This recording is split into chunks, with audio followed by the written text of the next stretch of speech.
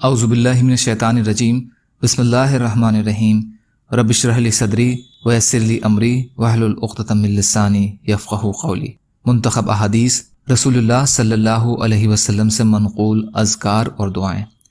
حضرت عمر بن خطاب رضی اللہ عنہ فرماتے ہیں کہ رسول اللہ صلی اللہ علیہ وسلم کو یہ ارشاد فرماتے ہوئے سنا، جو شخص نیا کپڑا پہن کر یہ دعا پڑھے، الحمدللہ الذی کسانی ما اواری بہ عورتی واتجمل بہ فی حیاتی، تمام تعریفیں اللہ رب العزت کے لیے ہیں جنہوں نے مجھے کپڑا پہنایا، ان کپڑوں میں سے میں اپنا ستر چھپاتا ہوں اور اپنی زندگی میں ان سے زینت حاصل کرتا ہوں۔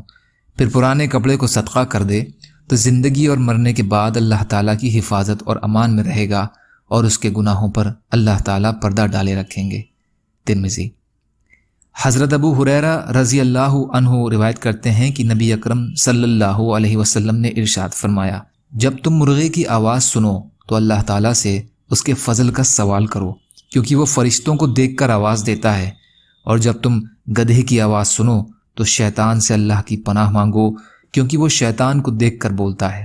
بخاری شریف۔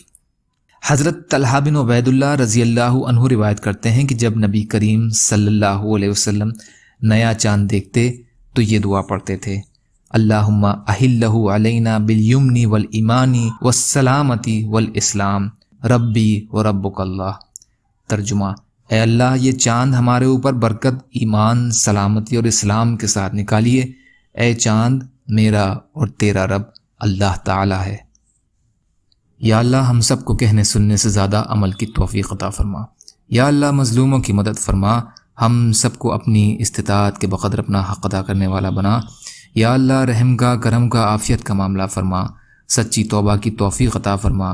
یا اللہ آپ قادر مطلق ہیں، ہر شے پر قادر ہیں، آپ کے لیے ہر چیز آسان ہے۔ یا اللہ ہمارے لیے بھی آسانیاں پیدا فرما۔ یا اللہ حلال میں سے دے دیجئے، یا اللہ حرام سے بچائیے، یا اللہ اپنے غیر سے بے نیاز کر دیجئے۔ یا اللہ ہر خیر میں برکت عطا فرمائیے، یا اللہ ہر شر کی چیز سے ہماری حفاظت فرمائیے۔ اللہم انا نجعلک فی نحورہم ونعوذ بک من شرورہم برحمتک یا ارحم الراحمین۔